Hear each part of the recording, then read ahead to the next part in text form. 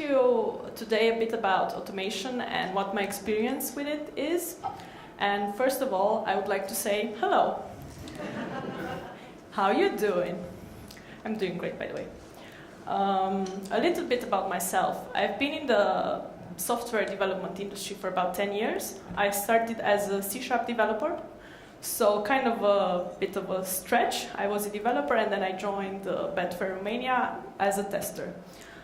I do a lot of automation, as you might imagine. I work with Java, I work with TestNG, I do performance and a bunch of other stuff. Right now I'm a principal QA engineer with Betfair Romania. Pretty much my career is now ended. That's like the top you can get. Kidding, I'm kidding. When I first joined 4 years ago, the climate was a bit different. We had like this separate automation team over there in a corner. Nobody knew what they did. We were like, well, what do those people do all day? Well, they do automation for like 3 years ago, the software, the test cases, they were somewhere in QTP, and on the other hand, there were the teams. We worked in sort of a Scrum, Agile. At that moment, we couldn't really call it Agile. There were like 3-week sprints. You would deliver some stories, not deliver other stories. That was just, let's go on with our lives. When I first joined, we worked on a project. It was a one-time thing. It was something called like customer migration, and we didn't do a lot of automation on it because we thought that because it's a one-time thing, it won't warrant the investment. And I joined in what's called in my company like a backend team. So we don't do anything front-end. We just do microservices, and as Anne-Marie mentioned this morning, so we're a company based on that, based on SOA architecture, so services-oriented architecture. And I've not seen a UI in like, I don't know how much time. For me personally, that was a really good thing because I don't really like to test. I didn't really like that as a developer, so I'd like to go deeper next to the DB level to implement stuff. So that kind of followed through in my testing career. I don't really like to test UIs, but that's just me. Of course, during this time, in my time with the company, we had a lot of problems with the way we did things. Some teams wrote some automation, some teams didn't. Some teams wrote test cases, some teams didn't. When they wrote it, it was all different kinds of types, different kinds of places. Nothing was, in a way, structured. And it was really difficult for another tester to go from team to team or help in any way. You didn't know the product. You were doing releases like once every month, and it would take 3 days of planning, just sit there and do a release plan, and then a whole day of releasing. And testers were not confident to test other people's stories in the release. So you would just test what you tested during the sprint. You didn't test, well, my colleague Mircea is doing, I don't know what story. I'm not confident in testing that because I don't know what he tested during the sprint. It's not documented anywhere, and I'm much more confident in letting him test the release and test the goal build than in doing it myself. So some teams, as I mentioned, did automation, except besides that team that did, it was called the QA Automation Depth team. There was contractors, and they wrote tests because that was their knowledge. They wrote tests in .NET, and we were a Java-based company. So when it was time to hand over to the teams what they wrote, it kind of just got lost in translation. I mean, I've been a C# developer, but I was just one person. I can't really go around each team and say, okay, but they implemented it this way because that's the code, how you do it in .NET, and it's different from Java and whatnot. Basically, what that investment in that team was throwaway work. We threw that away. So all the tests they did for about 1 year, at the end, we threw it away. Nobody knew what to do with them. Nobody knew how to start it. Nobody knew how to change, I don't know, certificates if you needed to test HTTPS requests. If those were, nobody knew, properties, nothing. It was a structure they invented for themselves, didn't talk to anyone, and when it was time to get to us, nothing. then some teams did their own automation. What I've seen done when I joined is that they did it in this big project, right? These Java classes, like this long, like my arm long. And several services, several microservices that we were doing were tested in the same project. So if you were a new person joining the team, you didn't know, what tests should I run? Should I run all of them? Should they all pass? Should they all fail? What should I run? We didn't know. And what people did was to copy code, just copy code from one place to another. Of course, that would mean you had 3 days of refactoring because everything was red. You would copy it and go into IntelliJ IDEA or whatever you were using, and then nothing worked, like nothing, red code. And I started to think, well, that's not the good way of doing things. We're not efficient. And even as a developer, I didn't like to write too much code. Just use, reuse. So that's like my mantra. Reuse, refactor. Like, if we can write something in less lines of code and be the same as efficient, why don't we do that? It's easier to understand. So this kind of manifested itself into having something that we need, right? We need more test coverage. We had lots of defects.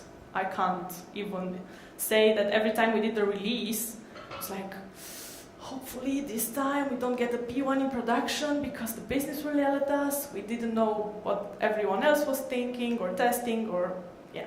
We definitely needed to cover more of the code. Java developers were pretty hands-on and did great things, but we are kind of left behind. This was about in the same time that business started to care about these things. So business started to say, okay, we need to be faster. We need to be faster, but we can't lose quality. Of course, then you get this lovely thing, right? Reduce the number of functional defects that hit production. For about 6 months into my job, it was pretty la-la land. Nobody cared. Nobody knew how many P1s we had in production. Nobody knew how many P2 incidents we had in production. And like, we were not held accountable. Technology was not held accountable. We were more of a technology company. Management changed in this instance, and they started to try and change our mindset as well and say, okay, we're not a technology company, we're a betting company. You do technology to empower people to do something else, which is, in this instance, betting. And because we do have a lot of incidents, the site is always down, customers are complaining, we don't get to have our quota. Of course, then this nice shiny thing came. All the competition was before us. So we were kind of left behind. We are the innovative company, new technologies, everyone get to try whatever they wanted, but it took a lot to get that out into production. So these things kind of went hand in hand with what we wanted to do. Is there a solution? Well, there is one, and it's not alcohol, although copious amounts have been used while developing this. After I finished that project, that was the one-time off thing, and we shipped it, and it was fine, and it was our time to start and work on new services, new microservices. And that's when I discovered that, okay, people are copying code, whatever I mentioned before. And I said, okay, this is not working. We can't, every time we start a new project, and in being in Agile and trying to refactor the old monolith we had, we were going to do it more and more.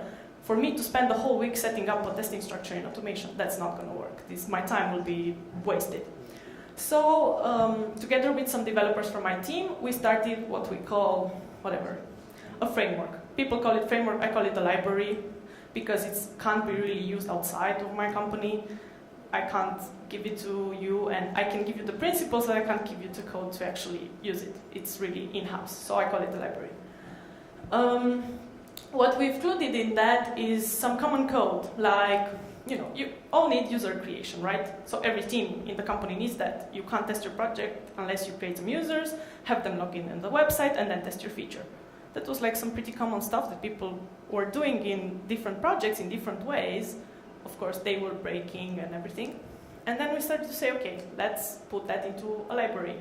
Let's have all the common code people are using into one place. Easier to maintain, definitely cheaper than having people to do it 5 times over, do it once. And, well, for me personally, it was better. So we started doing that. We used Java, we used Spring, and of course this could not have happened without the help of my developers. So myself, I only did Java in university, right? Worked three years in .NET, and I almost forgot everything about Java. Of course, it's not that different, but there are some things I didn't know about Spring, I didn't know about anything else. So we went there and brainstormed and said, okay, we're gonna do that, and I came up with like the functional requirements. We need to have this in place, we need user creation, we need sessions, we need to add them money, they need to bet, we need to add them money. We used it in our own microservices at first, so it went from 1 week of having to set up a new testing project to being able to do it in 1 day. So you just import the library, add some properties that were particular to your application, and there you go. You have your users, you have your money, you have everything you need. We slowly started to sell that to everyone else. Like, it was a bit easier for us because we were like the core services team, like everything kind of all the time went through us. So we had a bit of a knowledge of everything, like registration, like login, like everything. Everything flowed to the microservice architecture through us and through DB, so we're like lower level. And people coming to our team and say, I need help creating users. Well, this is the library. Like, we started to push it. I won't write through code every time. This is the library, I'll show you how to use it. There you go, self-help. Right now, we're about, probably I could say 70% of teams in my company, which is a pretty large company. It's 400 of us in Romania, and we have 2 other offices, one in the UK and one in Porto. Well, not to mention that we've merged right now, but I'll get to that later. So let's get to the good part of all of this, of all my stories. Right now, we're in the possibility of having tests work in every environment. Previously, people were setting up their own test environments for different teams, like we all have our own, and then we have like a pre-production one. And they would say, please deploy the latest version of your software. And then they would say, well, it doesn't work.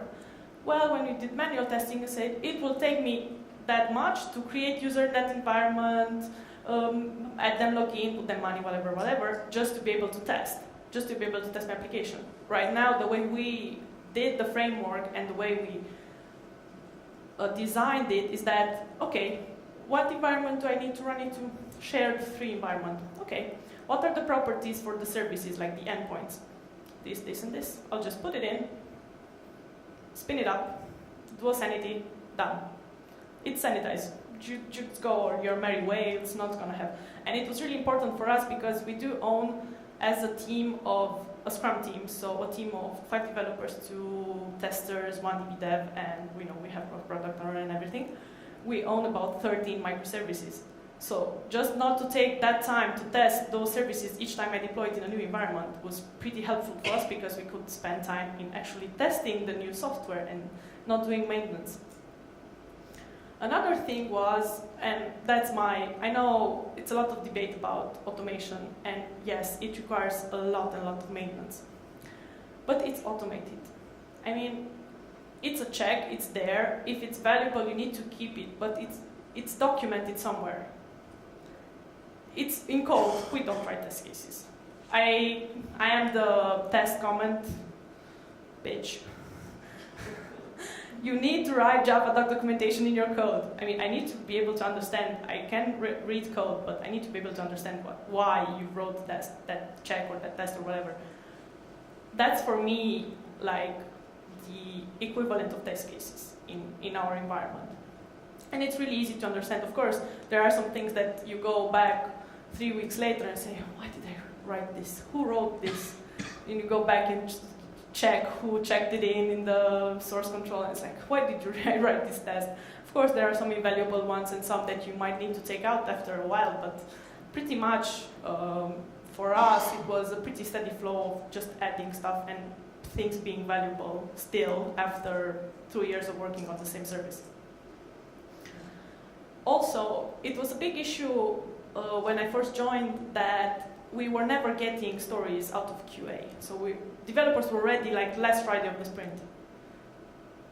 They were never getting tested. So if they were getting tested, they were like, oh, I'll test the happy flow, and then I'll add another story next sprint to test the rest.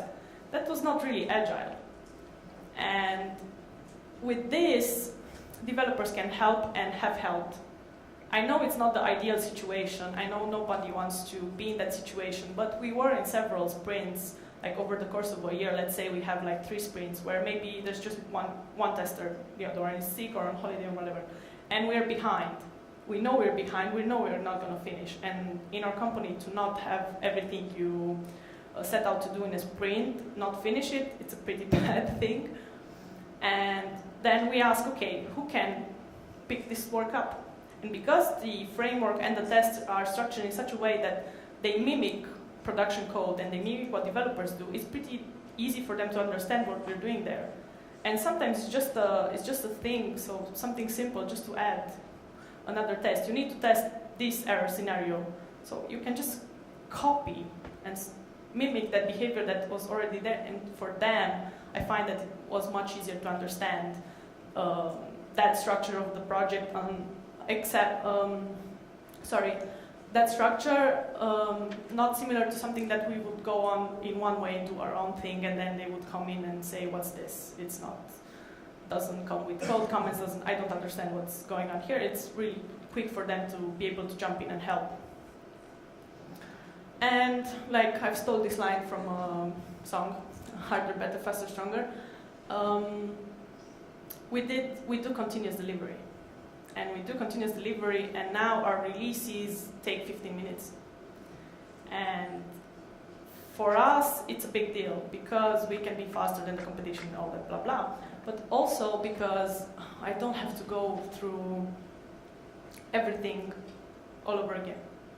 Through all the testing process and all the sit there 3 days with the release manager and prepare a release. We know the pipeline, this is it, we're doing it. Of course, not all things were good, well, this process. So it took us 4 years there, right? Tests have bugs too.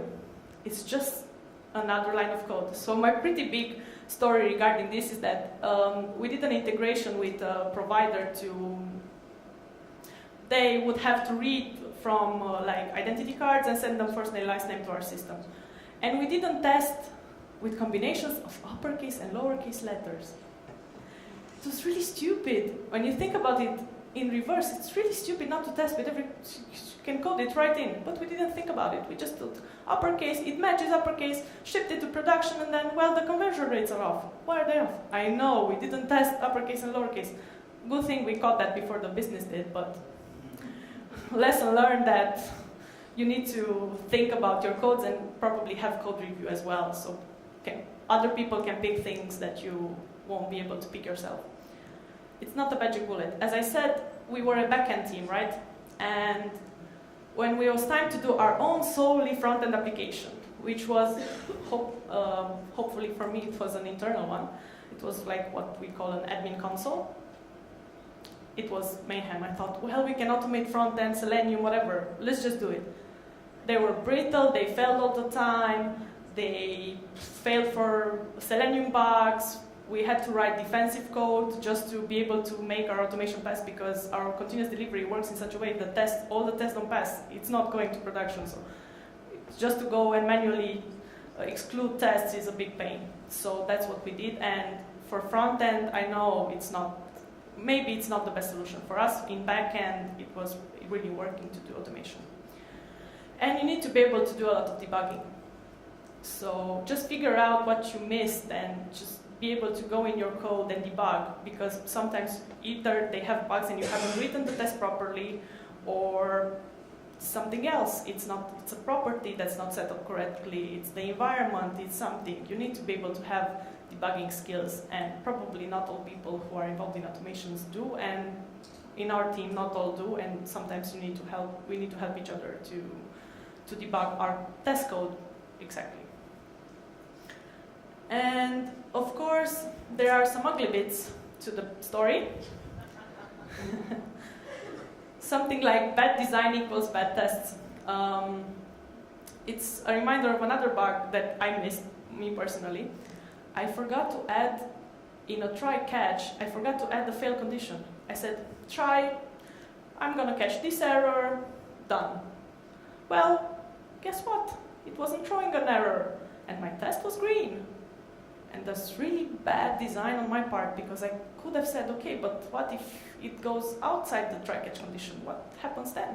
I could have just added an assert fail at the end, and that was it. But we went with that bug in production because we missed that, and we had bad design on our tests.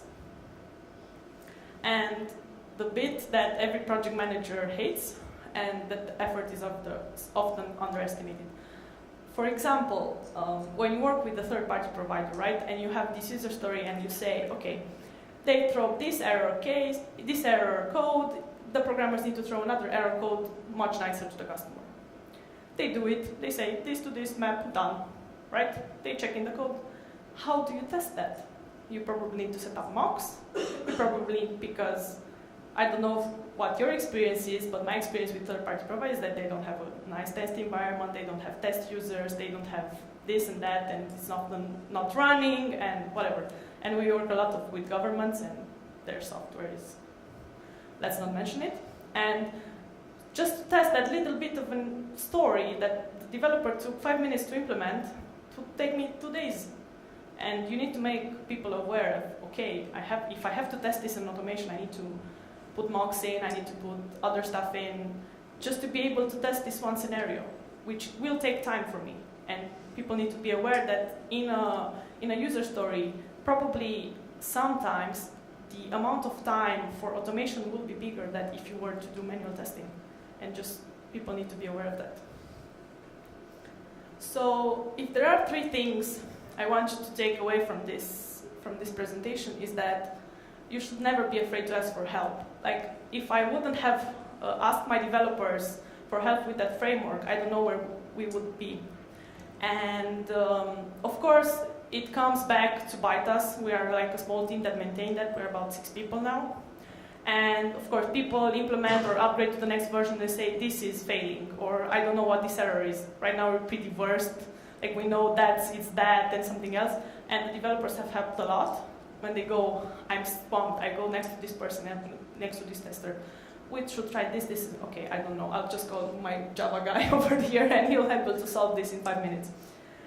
The other thing is that don't treat it as a separate effort.